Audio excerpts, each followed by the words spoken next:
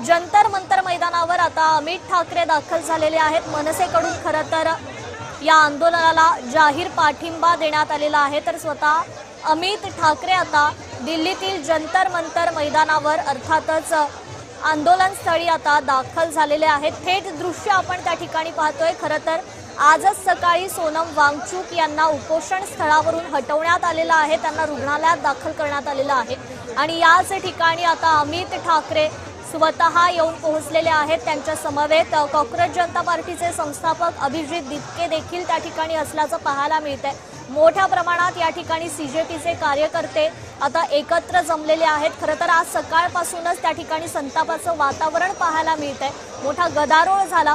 सकाळच्या सुमारास सोनम वांगचुक उपोषणस्थळी बसले असताना त्यांना अचानक पोलिसांचा मोठा फौजफाटा उपोषण स्थळावरून घेऊन गेला आणि त्यांना खरं तर रुग्णवाहिकेत ठेवून त्यांना रुग्णालयात नेण्यात आल्याची माहिती आहे।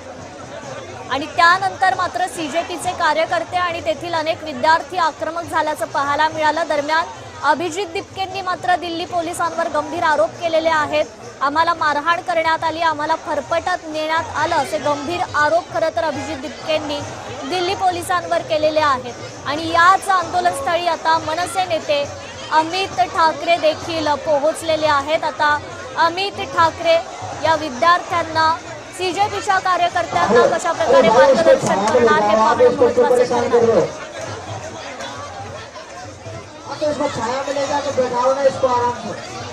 दिल्लीतील ही थेट दृश्य आपण पाहतोय।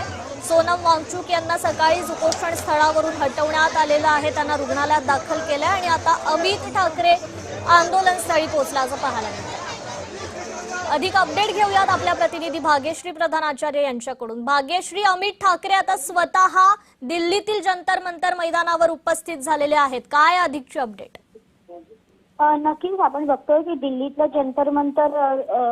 जंतर मंतर रोडवर अमित ठाकरे जे आहेत ते उपस्थित झालेले आहेत। दीपके यांची भेट घेतलेली आहे। खरं तर सकाळी जो गोंधळ झाला त्यानंतर दीपक यांनी एक उद्गार काढलेले होते की मी आता उपोषणाला बसणार आणि हे आंदोलन पुढे कायम ठेवणार।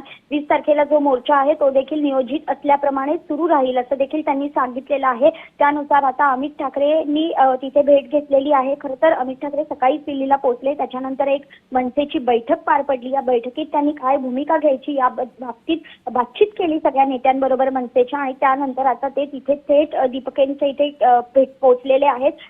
खरं तर या संदर्भात देखील एक दुमत होतं की हॉस्पिटलला जायचं वांगचुक यांना भेटायला की डायरेक्ट जंतर मंतरवर जायचं, पण ज्या वेळेला दीपके यांनी निर्णय घेतला त्यानंतर अमित ठाकरे देखील थेट जंतर मंतरला आंदोलनासाठी पोहोचलेले आहेत आणि त्यांनी जो निर्णय घेतलाय तो आम्ही डायरेक्ट जंतर मंतरला आंदोलनासाठी जाणार आणि दीपके आणि तसंच सोनम वांगचुक यांना पाठिंबा देणार अशा पद्धतीचं त्यांचं वक्तव्य जे आहे ते आलेलं समोर पाहायला मिळालं आणि आता जंतर मंतरवर ते काय बोलतायत नेमकं ते बघणं महत्त्वाचं ठरणार। निश्चितच भाग्यश्री, अगदी येत्या 2 दिवसात म्हणजे 20 तारखेला याच ठिकाणी सीजेपीचं महाआंदोलन करण्यात येत आहे। धर्मेंद्र प्रधान यांच्या राजीनाम्याची ही प्रमुख त्यांची मागणी आहे। आता अमित ठाकरे तर तरुण चेहरा आहेत, त्यांचं मार्गदर्शन कशा प्रकारे या तरुणांना प्रोत्साहित करतं हे पाहणं महत्त्वाचं ठरणार आहे। नक्कीच आपण बघितलं तर अभिजित दिपके यांना मी पाठिंबा देणार नाही, मात्र मी सोनम वांगचुकसाठी तिथे जाईन असं वक्तव्य जे आहे किंवा असं बाईट जो आहे तो पत्रकार परिषद घेत अमित ठाकरे यांनी केलेलं होतं वक्तव्य। मात्र त्यानंतर जर आपण बघितलं तर स्वतः अमित ठाकरे आता दीपके यांनी जी भूमिका घेतली त्या भूमिकेशी ठाम आहेत आणि ते तिथे गेलेले आहेत। त्यामुळे 20 तारखेला देखील अमित ठाकरे त्याचबरोबर कार्यकर्ते सहभागी होणार का आणि आता अजून 2 दिवस ते तिथेच थांबणार का हे बघणं महत्त्वाचं ठरणार आहे आणि हे थोड्याच वेळात क्लिअर होईल, कारण मनसे देखील यावर निर्णय घेत आहे की आता नेमकं काय करायचं या संदर्भात त्यांचे देखील निर्णय चालू आहे। त्यामुळे थोड्याच वेळात हे देखील क्लिअर होईल की अमित ठाकरे तिथेच 2 दिवस थांबणार आहेत की परत रिटर्न येऊन नंतर परत जाणार आहेत, हे आपल्याला थोड्याच वेळात स्पष्ट होईल। रूपा, भाग्यश्री, खरं तर गेल्या अनेक दिवसांपासून अनेक राजकीय नेते उपोषणस्थळी भेट देऊन गेलेले आहेत। आज अमित ठाकरे आलेले आहेत, आणखी कोण त्या ठिकाणी येण्याची माहिती आहे? आता फक्त अमित ठाकरे तिथे पोहोचलेत, अर्थातच उद्धव ठाकरे आणि आदित्य ठाकरेंनी पाठिंबा जर दिला असला तरी अजून ते तिथे पोहोचलेले नाहीये। आज आपण बघितलं तर ते लोक नागपूरला गेलेले आहेत, रामरक्षा आंदोलन जे आहे ते त्यांचं ते करणार आहेत।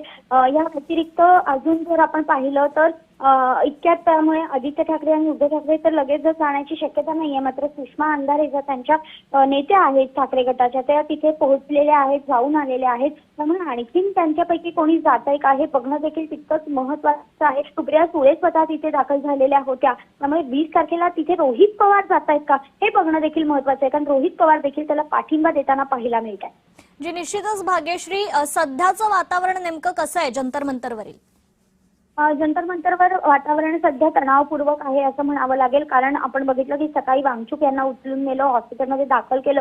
त्यानंतर दीपके यांना देखील पोलिसांनी ताब्यात घेतलेलं होतं. त्यानंतर त्याला सोडण्यासाठी पोलीस तयार नव्हते, कुठेतरी कोपऱ्यात नेऊन ठेवलेलं होतं. अशा पद्धतीने झाल्यानंतर दीपकने तिथनं परत जंतर मंतर गाठलं आणि त्याचबरोबर त्यांच्याबरोबर त्यांचे जे कार्यकर्ते होते CJPचे, ते सगळेच तिथे पोहोचले आणि त्यानंतर एक वातावरण जे आहे ते अधिक तणावपूर्वक झालेलं पाहायला मिळतं. त्यामुळे कुठेतरी पोलिसांनी हस्तक्षेप करणं हे या आंदोलनाला वेगळं वळण देतंय का, हे सगळं बघणं महत्त्वाचं आहे. कृपा. निश्चितच भाग्यश्री, आता नेमके अमित ठाकरे त्या ठिकाणी पोहोचलेले आहेतच, आता ते काय त्यांची भूमिका मांडतात ह्यावर लक्ष असेल.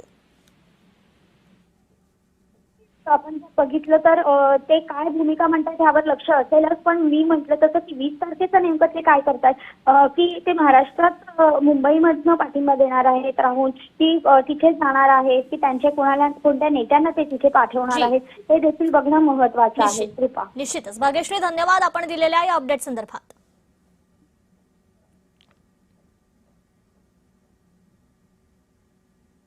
तर सोनम वांगचूक यांना उपोषण स्थळावरून हटवल्यानंतर अमित ठाकरे आता त्या ठिकाणी दाखल झालेले आहेत. जंतर मंतरवर आंदोलन स्थळी अमित ठाकरे दाखल झाल्याचं पाहायला मिळतंय.